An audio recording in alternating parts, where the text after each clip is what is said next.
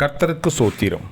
இன்றைய வேத வசனம் 112 சங்கீதம் 4 செம்மையானவர்களுக்கு இருளிலே வெளிச்சம் உதிக்கும். அவன் இரக்கமும் மன உருக்கமும் நீதியும் உள்ளவன். ஆமென். 112 சங்கீதம் 4 செம்மையானவர்களுக்கு இருளிலே வெளிச்சம் உதிக்கும். அவன் இரக்கமும் மன உருக்கமும் நீதியும் உள்ளவன். ஆமென். 112 சங்கீதம் 4 கர்த்தர் உங்களை ஆசீர்வதிப்பாராக, உங்களோடு கூட இருப்பாராக. ஆமென்.